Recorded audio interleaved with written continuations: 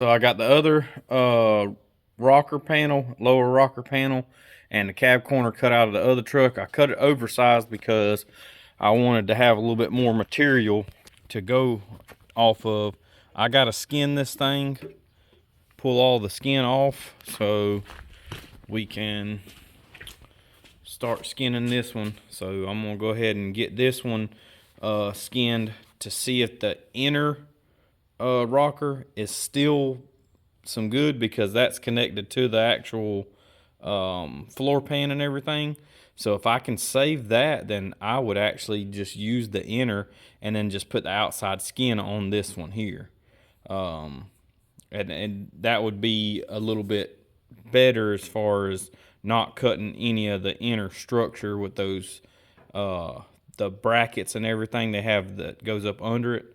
So we're gonna get after the skinning this and go ahead and get the spot welds, try to get them all done on this cab corner so I can cut a section out of this cab corner, and then I'm gonna go ahead and start cutting this outer skin piece right here, getting it cut off too, so we can see what's behind it.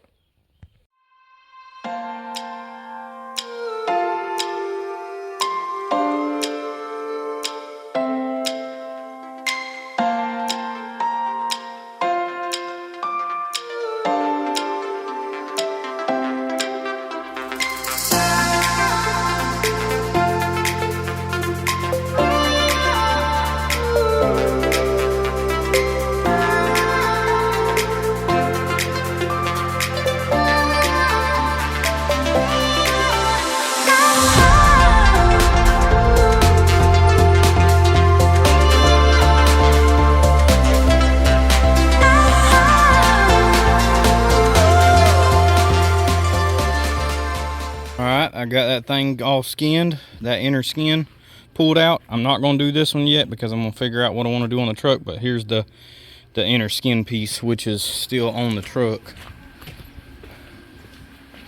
That's that piece there.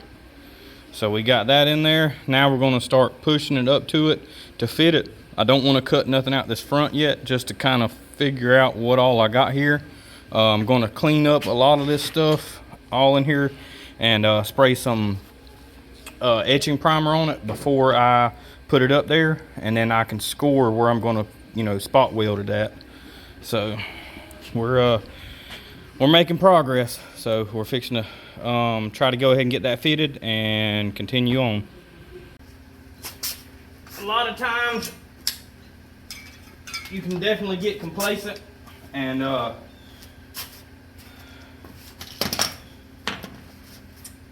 just kind of forget what all you're doing and everything. Take a little bit of time and clean up your area after you get done grinding. It's normally what I try to do, get done grinding and cutting, and I try to do it a couple times in between, just so you ain't got to worry about kneeling down on a piece of metal or getting a metal in your knee or anything like that. I've done it before, and it makes it a little bit better on you. You just go ahead and take a little bit of time and just sweep up your little bit of stuff, and then you ain't got to worry about that. Then we can get right back at work. I pretty much got this thing fitted on there. I about got it dialed in 99.9%, and all these are lining up. These pieces here are lining up. All I got to do is just push it in, and I've got it tight for a reason, because we have that inner brace that's still attached to here. It's this piece here, so I had to skin it to where I just done basically like a little Z in the bracket here, because that bracket is actually built into this skin, this outer skin here, and it goes up in, because this rocker is actually one whole piece. is the way that this piece is designed. It's one whole, skin from here, the whole inner skin all the way down. That's one whole skin. But there was no reason for us to cut all that out to do this, because we were using used parts anyways. And this rocker, was the only thing that I needed to replace, because the door shut fine, everything else, none of this was out of line or anything. I got all that stuff fitted. I got the plug holes for the spot welds. We're going to spot weld it on the bottom and spot weld it on the inside. And I've got a couple spot welds right through here that I'm going to get to. I've got one here, got a couple on this inner kick panel. And like I said, I got this fitting perfect. On the little rib right here, it lined up perfect. Like I say, you could throw some duct tape on here if you wanted to, and don't even worry about no welds, it fits so good. But we're fixing to get back after it.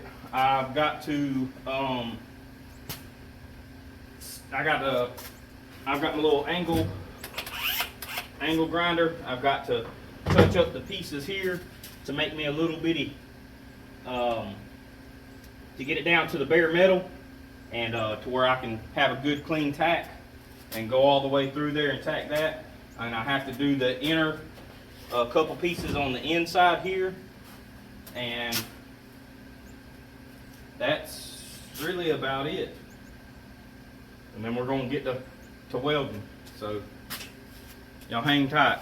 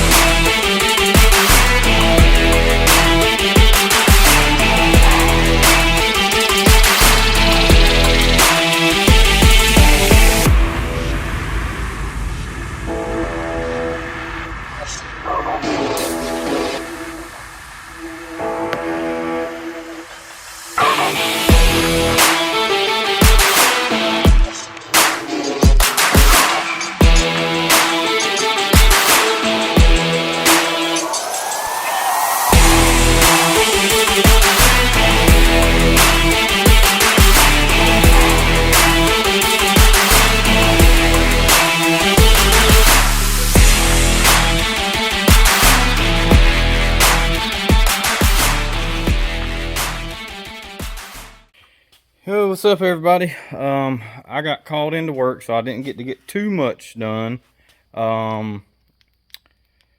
If for y'all that don't know, I'm a precision millwright by trade, and I work at paper mills.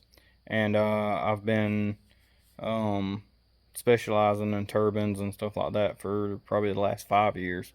39 now, and I've been doing the millwright work basically since I was about 19.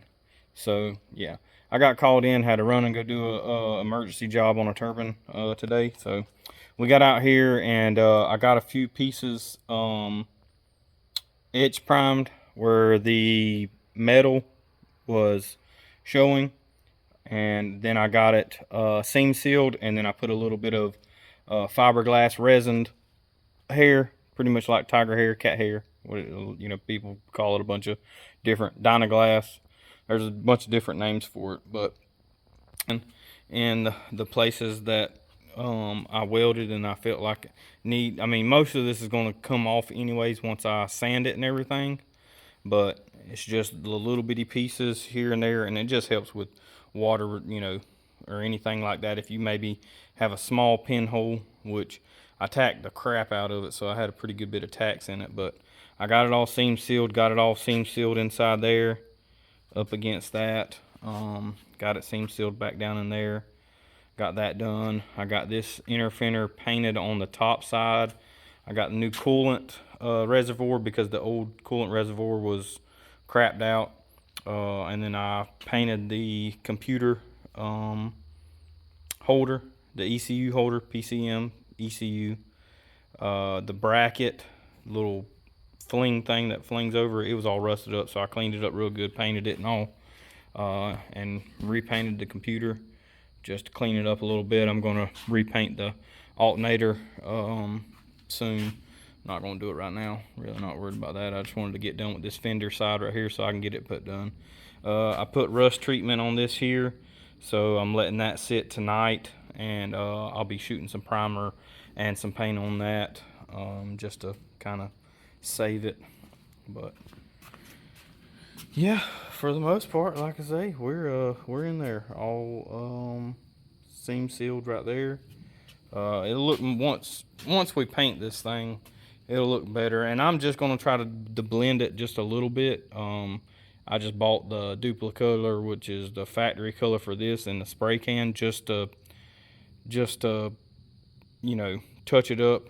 I've been sanding on that floor a little bit, but kind of tired, guys. I think I'm gonna call it a night, and I'll try to get back rolling on this thing tomorrow, see how far we can get tomorrow. My wife picked up some pins for me today while I was at work, and she picked up some door pins for me so I can get this door put back on once I get all that done, and then we'll be able to go from there. So yeah, that's pretty much where we're at with it, and we're going to get back rolling on it. So I just wanted to give y'all an update, kind of where I'm at with it, and got pretty good bit done, considering, like I say. But maybe we can get that tiger hair Dynaglass green stuff, get it feathered out, sand it, you know, get it all straightened back up, or you know, get it all cleaned up right there and smooth that stuff out. And once I get that done, then I can shoot a little bit of the little blue aerosol can that I have on it, and I can hang the door. The other piece is really right here, is on this side, so majority I wouldn't be able to get back here once I, you know, put the door on it as good as I needed to up under that piece there. So go ahead and get that done now, and then I can shoot that little bit of paint on tomorrow for protecting it, because like I say, that's just going on there until we do a real paint job on it, which is coming very soon. But I'm not going to waste painting that, because whenever I go to paint this truck, I'm going to strip the doors and everything off of it anyways, and I'll be ordering a shaver kit for the bed. So that's why I don't really want to put a ton of work into like the bed and, you know, do all that stuff right there, because once I get the shaver kit and we get some free time, then I'm going to take and paint the whole truck all over again anyways, take the bed back off, repaint all that. One thing that I am going to do before I put the bed back on it, I am going to paint the frame and all. So I'll get some of that in here too, because we pressure washed the frame and everything, got it pretty well cleaned up. I'm going to put some rust preventer and all on the frame and everything. It was POR 15, probably Hot Rod Black or something like that. Whatever I've got over there available on hand is what I'll put over top of it. So yeah, we're going to continue, but I got to get some rest because today was a long day for sure. What I got is I got to sand down this little bit of body filler that I put on there, and I'm going to sand that down. Once I get that sanded down, I can shoot some sealer on it, primer, and I'm going to spray the blue. Once I get the blue on there, then I can go ahead and start hanging the door. I'm going to try to get that done. So we're fitting to get after it.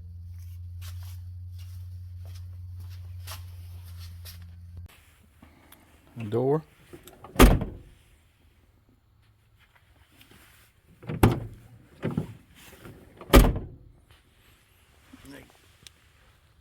Yeah. Perfect door gap. No scrubby dub dub.